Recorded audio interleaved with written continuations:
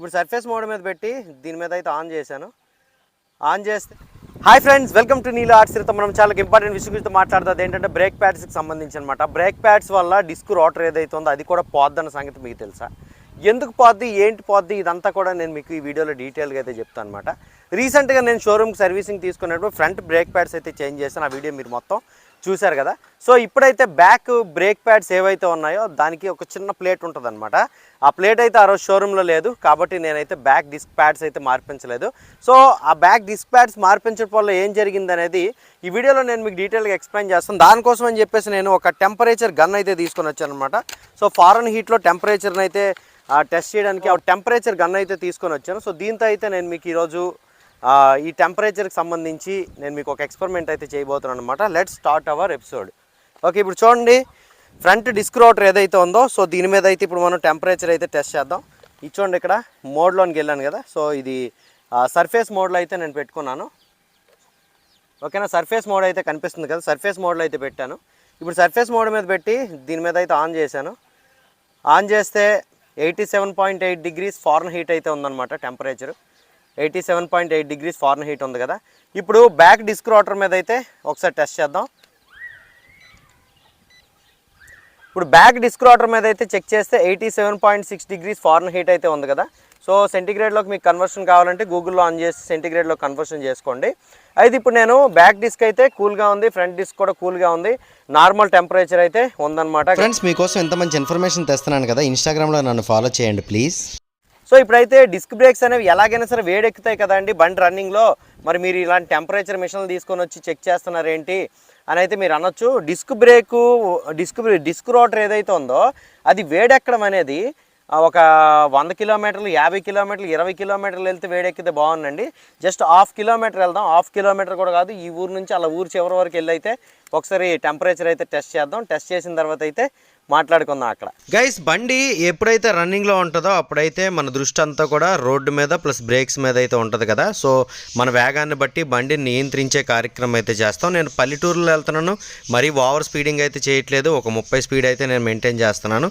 So ఈ 30 స్పీడ్లో మనం మరీ బ్రేకులు కొట్టేసేటంత పరిస్థితి అయితే ఉండదన్నమాట. కొంతమంది అయితే కంటిన్యూస్గా బ్రేక్ మీద కాలు వేసుకుంటూ వెళ్తారు, కొంతమంది అయితే అవసరాన్ని బట్టి బ్రేకులు కొడుతూ ఉంటారు. ఎక్కువ శాతంలో మనం ఫ్రంట్ బ్రేక్ కంటే వెనక బ్రేక్ని అయితే యూజ్ చేయడానికి ట్రై చేస్తాం. అది కాల్ దగ్గర ఉంటుంది కదా, ఫ్రంట్ బ్రేక్ యూజ్ చేస్తే ఎక్కడ ఇబ్బంది అవుద్దో, రిస్క్ జరుగుద్దేటో అని ఇటువంటి చిన్న టెన్షన్ అయితే మనకు ఉంటుంది.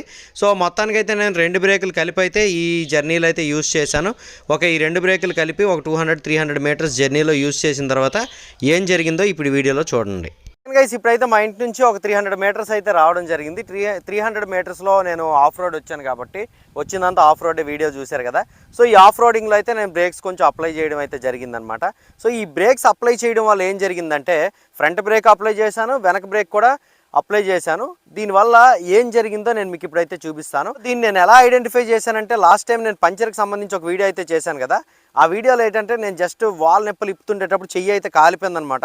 నేను అప్పుడు ఎంత దూరమో తిరగలేదు, జస్ట్ ఒక చిన్న రౌండ్ వేసుకొని వచ్చాను. అంత డ్రాస్టిక్ చేంజెస్ అయితే నాకు కనిపించాయి. సో ఇప్పుడు ఫ్రంట్ డిస్క్ రోటర్ దగ్గర నుంచి అయితే చూద్దాం. సో సర్ఫేస్ అయితే పెట్టాను, ఓకేనా, సర్ఫేస్ పెట్టాను 93.2. ఫస్ట్ ఎంత వచ్చిందండి? బండి రన్ చేయక ముందు అయితే ఈ సర్ఫేస్ మీద 87.8 డిగ్రీ ఫారెన్ హీట్ అయితే ఉంది. సో ఇప్పుడైతే డిస్క్ వేడైతే పెరిగింది. సో వెనకైతే చూద్దాం. ఇక బండి రన్ చేసిన తర్వాత బ్యాక్ డిస్క్ రోటర్ సర్ఫేస్ మీద అయితే చూశారు కదా, 99.3 డిగ్రీ ఫారెన్ హీట్ ఉష్ణోగ్రత అయితే నమోదైంది. చాలా పెరిగిందండి. బండి రన్ చేయక ముందు బ్యాక్ డిస్క్ రోటర్ సర్ఫేస్ మీద అయితే 87.6 డిగ్రీ ఫారెన్ హీట్ అయితే ఉంది. ఈ విధంగా ఏంటంటే బ్యాక్ ఈ డిస్క్ రోటర్ ఏదైతే ఉందో ఇది అసలు చెయ్యి వేయలేకపోతున్నాం అనమాట, చాలా వేడిగా అయితే ఉంది. సో ఎందుకు అలాగనేసి అంటే డిస్క్ ప్యాడ్స్ ఏవైతే ఉన్నాయో నేను చేంజ్ చేయలేదన్నమాట. ఇలా చేంజ్ చేయకపోవడం వల్ల ఏం జరిగిద్ది అనేసి అంటే సో ఆ డిస్క్ ప్యాడ్కి ఉండేటటువంటి ఆ మెటల్ పార్ట్ ఏదైతే ఉందో అది ఈ సర్ఫేస్ని టచ్ చేస్తుంది. కాబట్టి ఏంటంటే మెటల్ టు మెటల్ కాంటాక్ట్ అయ్యి ఇది బాగా వేడెక్కిపోతుంది అనమాట. కాబట్టి డిస్క్ ప్యాడ్స్ ఏవైతే ఉంటాయో అవి అర్జెంటుగా నేనైతే చేంజ్ చేయాలన్నమాట.